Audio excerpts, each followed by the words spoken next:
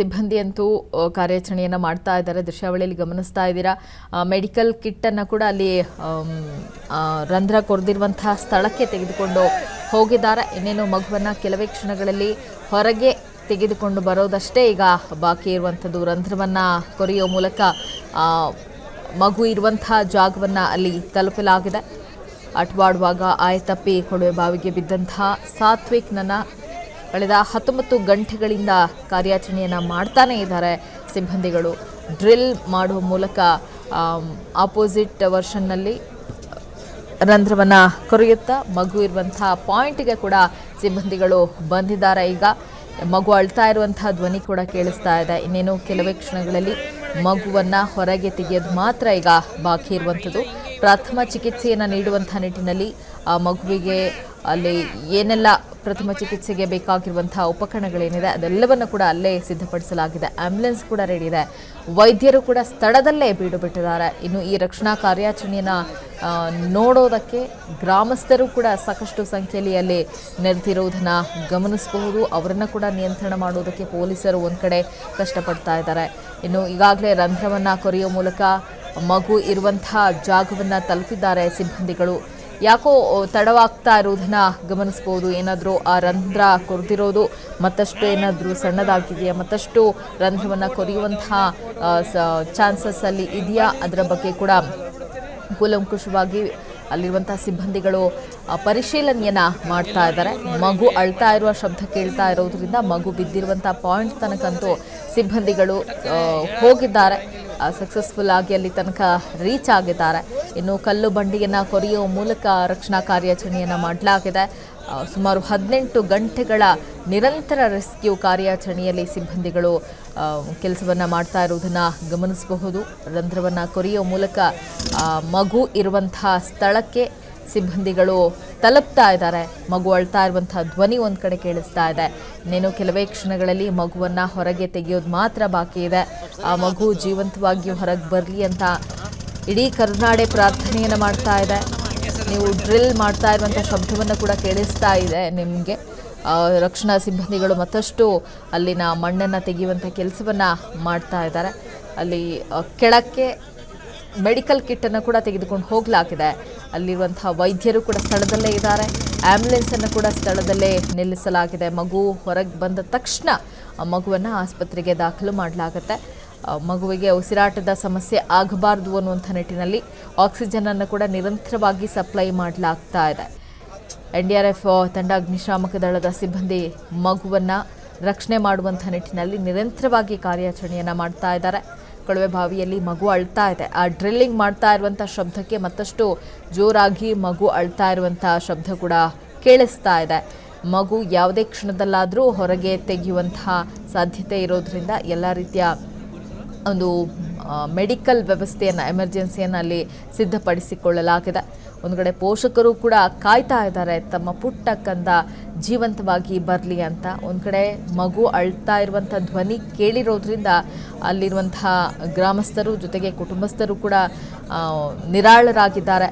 ಮಗು ಜೀವಂತವಾಗಿದೆ ಅನ್ನುವಂಥ ಒಂದು ಖುಷಿಯಲ್ಲಿ ಅವರಿದ್ದಾರೆ. ಈಗ ಮಗುವನ್ನು ಯಾವುದೇ ಕ್ಷಣದಲ್ಲಾದರೂ ಹೊರಗೆ ತೆಗೆಯುವಂತಹ ಚಾನ್ಸಸ್ ಇದೆ. ಕೊಳವೆ ಬಾವಿಯೊಳಗೆ ಸುರಕ್ಷಿತವಾಗಿ ಸಾತ್ವಿಕ್ ಇದ್ದಾನೆ. ಒಂದು ಕಡೆ ಮಗು ನಿತ್ರಾಣಗೊಂಡಿರುತ್ತೆ. ನಿರಂತರವಾಗಿ ಆ ಮಗು ಅಳ್ತಾ ಇದೆ. ಡ್ರಿಲ್ಲಿಂಗ್ ಮಿಷನ್ನ ಶಬ್ದಕ್ಕೂ ಕೂಡ ಮಗು ಚೀರಾಡ್ತಾ ಇದೆ.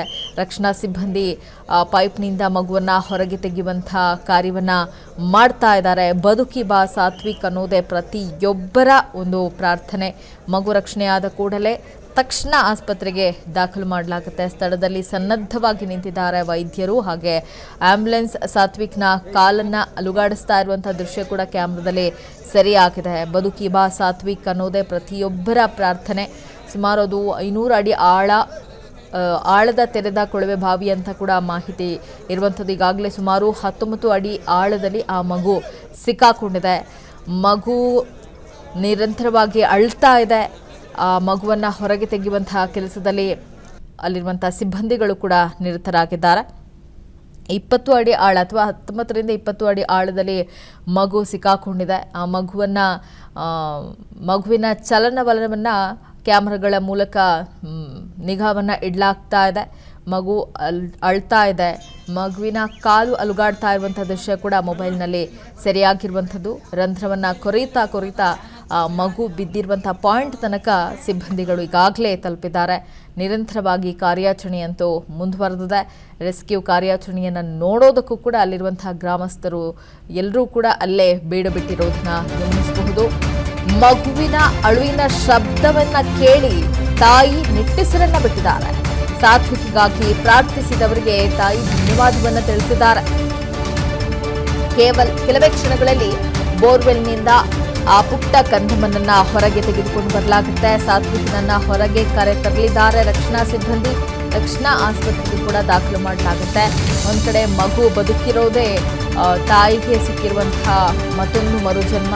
ಹಾಗಾಗಿ ಧನ್ಯವಾದವನ್ನು ತಿಳಿಸಿದ್ದಾರೆ. ಪ್ರಾರ್ಥನೆ ಮಾಡಿದವರಿಗೆ ಧನ್ಯವಾದ ಅಂತ ಹೇಳಿದ್ದಾರೆ. ಇನ್ನೇನು ಮಗು ಹೊರಗೆ ಬರೋದು ಮಾತ್ರ ಬಾಕಿ ಇರುವಂಥದ್ದು. ಮಗು ಹೊರಗೆ ಬರ್ತಾ ಇದ್ದಂತೆ ಚಿಕಿತ್ಸೆಯನ್ನು ವೈದ್ಯರು ಮುಂದುವರಿಸಲಿದ್ದಾರೆ. ಸ್ಥಳದಲ್ಲೇ ವೈದ್ಯರು ಬೀಡು ಬಿಟ್ಟಿದ್ದಾರೆ. ರಂಧ್ರವನ್ನು ಕೊರೆದು ಪೈಪ್ನ ಮೂಲಕ ಮಗುವನ್ನು ಹೊರಗೆ ತೆಗೆದುಕೊಂಡು ಬರಲಾಗುವಂತಹ ಕಾರ್ಯಾಚರಣೆಯನ್ನು ಮಾಡಲಾಗ್ತಾ ಇದೆ. NDRF ಪೊಲೀಸರು ಹಾಗೆ ಜಿಲ್ಲಾಡಳಿತದ ಅಧಿಕಾರಿಗಳು ಕೂಡ ಅಲ್ಲೇ ಬೀಡು ಬಿಟ್ಟಿದ್ದಾರೆ.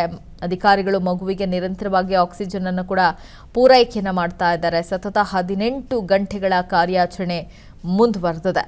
2 ಹಿಟಾಚಿ 3 JCBಗಳಿಂದ ರಕ್ಷಣಾ ಕಾರ್ಯಾಚರಣೆಯನ್ನು ಮಾಡಲಾಗ್ತಾ ಇದೆ. ರಂಧ್ರವನ್ನು ಕೊರೆದು ಪೈಪನ್ನು ಕಟ್ ಮಾಡುವಂತಹ ಒಂದು ಕಾರ್ಯಾಚರಣೆಯಲ್ಲಿ ಅಲ್ಲಿನ ಸಿಬ್ಬಂದಿಗಳು ನಿರತರಾಗಿದ್ದಾರೆ. ಮಗು ಅಳ್ತಾ ಇರುವಂತಹ ಧ್ವನಿ ನಿರಂತರವಾಗಿ ಕೇಳಿಸ್ತಾ ಇದೆ. ಮಗುವನ್ನು ಜೀವಂತವಾಗಿ ಹೊರಗೆ ತೆಗೆದುಕೊಂಡು ಬರೋದು ಮಾತ್ರ ಈಗ ಬಾಕಿ ಇರುವಂಥದ್ದು. ಮತ್ತಷ್ಟು ಡ್ರಿಲ್ಲನ್ನಂತೂ ಅಲ್ಲಿರುವಂಥ ಸಿಬ್ಬಂದಿಗಳು ಮಾಡ್ತಾ ಇದ್ದಾರೆ. ಡ್ರಿಲ್ ಮಾಡ್ತಾ ಮಗುವಿರುವಂತಹ ಸ್ಥಳದ ತನಕ ತಲುಪಿದ್ದಾರೆ. ಇನ್ನು ಸುರಕ್ಷಿತವಾಗಿ ಮಗುವನ್ನು ಹೊರಗೆ ತೆಗೆದುಕೊಂಡು ಬರಬೇಕಾಗಿದೆ. ಅನುಕ್ಷಣದ ಸುದ್ದಿಗಳಿಗಾಗಿ ವಿಸ್ತಾರ ನ್ಯೂಸ್ ಯೂಟ್ಯೂಬ್ ಚಾನೆಲ್ ಸಬ್ಸ್ಕ್ರೈಬ್ ಮಾಡಿ. ಹೊಸ ಸುದ್ದಿಗಳ ನೋಟಿಫಿಕೇಶನ್ಗಾಗಿ ಬೆಲ್ ಐಕಾನ್ ಕ್ಲಿಕ್ ಮಾಡಿ. ಲೇಟೆಸ್ಟ್ ಅಪ್ಡೇಟ್ಸ್ಗಾಗಿ www.vistaranews.com ವೆಬ್ಸೈಟ್ಗೆ ವಿಸಿಟ್ ಮಾಡಿ. ಅಂಗೈಯಲ್ಲೇ ಜಗತ್ತಿನ ಸುದ್ದಿ ತಿಳಿಯಲು ವಿಸ್ತಾರ ನ್ಯೂಸ್ ಕನ್ನಡ ಆಪ್ ಡೌನ್ಲೋಡ್ ಮಾಡಿ.